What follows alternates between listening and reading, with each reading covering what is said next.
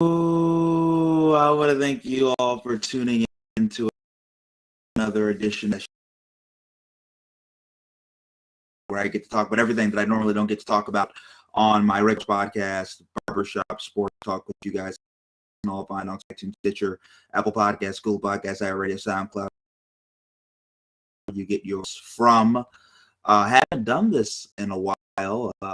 Just haven't. But since football season's back, we're going to start doing Outside the Shop again. For a specific time. That's definitely this year. Get a specific time for the show. Think about doing it in the morning. I obviously don't want to do it at night. And Monday Night Football's on Ravens and Raiders. So I'm going to try to make this relatively quick. I was trying to print stuff, but the printing didn't work. So we're just doing it now. So things that I want to talk about first. Teams that utterly embarrass themselves week one of NFL action. You have the Buffalo Bills. You have the Jacksonville Jaguars. You have Tennessee Titans. And you have the Green Bay Packers. You have four teams who really embarrass themselves. First, I want to start with this, the Bills. The play calling was atrocious against the Pittsburgh Steelers. It was abominable. It was all behind the sticks the entire game. They did no effort to run the ball and help Josh Allen out. I thought the play calling was bad. I don't know what's going on with the coaching. They're going for it on 4th and 8. I just don't understand that. I think Brian Dable, John McDermott need to do some soul searching. And I think they just did an awful job of helping Josh and that offense out. An awful job. Then I want to get to the Jacksonville Jaguars. Interesting stat. And obviously they lost the Texans, which is awful when you get blown out by the Texans because everybody was saying the Texans were the worst team in the NFL. Carlos Hyde got more carries than James Robinson. James Robinson is a young and up-and-coming player, had over 1,000 yards last year, and we have Carlos Hyde getting more carries than him.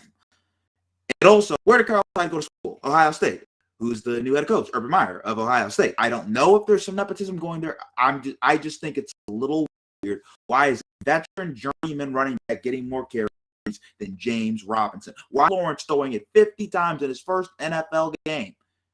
First NFL regular season game. He threw 3 picks that did nothing to help the guy out. He got killed. Did nothing to help the guy out.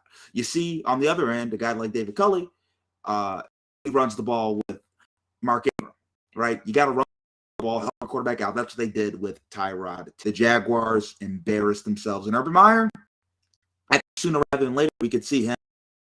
His head hurts or he wants to spend time with his family. I think that's what we're going to have to see with Urban Meyer. So the Titans, they got blown out by Cardinals. I thought the Titans versus Cardinals was going to be one of the best games of the weekend. Turns out it was awful. The Titans the Titans defense is still really, really bad. And what makes this worse is the offensive play calling is awful. Obviously, Arthur Smith left the Titans, and he is now with the Atlanta Falcons as their new head coach. I thought the play calling was missing. Obviously, Ryan Tannehill didn't play that well. Derrick Henry was not great either. The Titans are a team that I think looks at themselves and thinks, hey, we can potentially, if things go right, be in a Super Bowl. And if they're just getting that type of on offense, we know their defense is bad. They're not going anywhere. They are not going anywhere. Now, lastly, about the teams that are lost. The Green Bay Packers. Aaron Rodgers looked like he didn't want to be at the game. They lost 8-3 to the Saints. Aaron Rodgers looked like he didn't want to be at the game. They got middle, both offensive line and defensive line wise at the line of scrimmage. The wide receivers could not get open. The Saints in New Orleans are the team dealing with a natural disaster right now, and they looked more prepared than the Green Bay Packers. That's an issue, and that's an indictment on everybody, from the GM to the head coach to the quarterback to all the players on that roster. That's an indictment. Now, I do want to give a couple shout-outs. First, the Saints. Jameis looked really good. 5 touchdowns, 0 interceptions. I think we're starting to look at this, that potentially Sean Payton has successfully rehabilitated Jameis Winston. Jameis Winston's a guy who was a number 1 overall. If he's right, he can be a top 10 quarterback. And if he's a top 10 quarterback with the Saints roster, he can potentially be competing for a Super Bowl and maybe be able to compete with Tampa in the division. Let's remember, New Orleans swept Tampa Bay, who won the Super Bowl. New Orleans swept Tampa Bay in the regular season with Drew Brees. And Jameis Winston's game today, yesterday on Sunday, better than any game Drew Brees played the last few years. So I think that definitely gives them a quarterback who can extend the field and threatens defenses. Now, Kansas City Chiefs, like the Browns. I think one of the most impressive things with Chiefs is they can win when they don't play their ball. And in sports and like athletics and teams, right? The craziest thing is when you can look at yourself and you can be like, hey, I don't need to be my best today, but we still have a good damn shot at winning, right? We can still win. That is what makes Kansas City special. That's what makes Patrick Mahomes and Andy Reid kill and this monstrous team. That's what makes them special. On their off days, they can still beat you. The Browns, the Bills, the Ravens, the Titans, the Steelers, all these other teams in the AFC you want to mention, those teams, if they're not on their best day, they have no shot at beating Kansas City. But Kansas City can be on an off day and still beat all of those teams. That's what makes Kansas City special.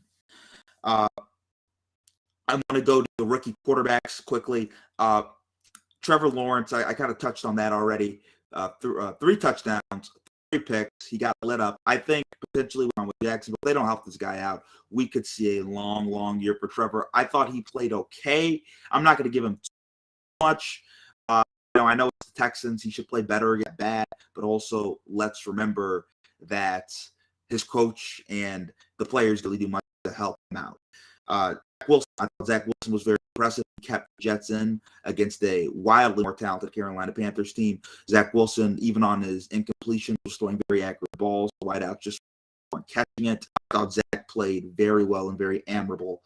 Trey Lance did not get too much playing time. I think what's with Trey Lance is I think that this move is looking and it makes no sense. Jimmy Garoppolo is better than Trey Lance. I don't know if Trey Lance is going to be better than Jimmy Garoppolo next year. It seems that they drafted a guy to be a glorified backup / gadget player. They drafted Taysom Hill with the 3rd overall pick. That is a issue, folks. Justin Fields did not get a lot of playing time. He should. He's 20 touchdowns in the game against the Rams on Sunday Night Football. He's better than Andy Dalton. I don't know why Andy Dalton starting. Matt Nagy needs better. And that's that. And Mac Jones, even in a loss, accurate, solid, poised. I think he's just going to be just fine. I think by the end of the year, we're going to be looking at Mac Jones. He's around 15-ish in the NFL into quarterback play. And I think he's probably going to have the most successful season of any of these quarterbacks in terms of actual play on the field and team success, which we all look at when we look at the quarterback position. So college football-wise, the Big Ten is wide open. Ohio lost to Oregon. They didn't look that great against Minnesota. Shroud has not impressed me a great deal. I think this is news for all these Michigan, Penn State, Wisconsin, Iowa, right? All these teams.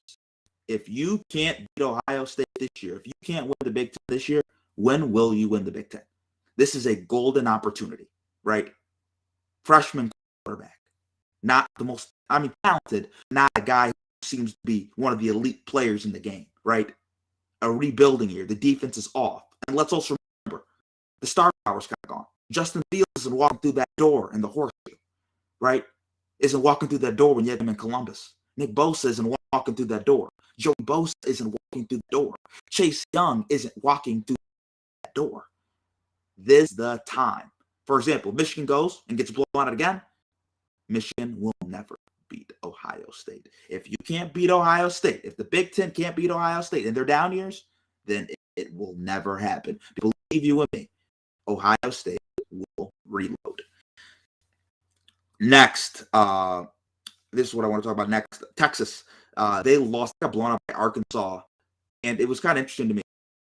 Arkansas is a third-tier SEC program, and they got blown out by Arkansas, a low-tier SEC program, blew out Texas, and now it's going to go to the SEC. I think in terms of winning, Texas needs to stay in the Big 12. They need to stay in the Big 12. It works out better for them.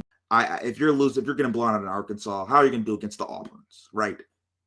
The Auburns, A&Ms, the LSUs, right? Like, the SEC is loaded, particularly SEC West. Like, we could be looking at Texas, and they're like just a 6-6 team every year. That could happen. And that, no matter how much money, no matter how much people want to talk about brand, that's not good for any brand when your team is consistently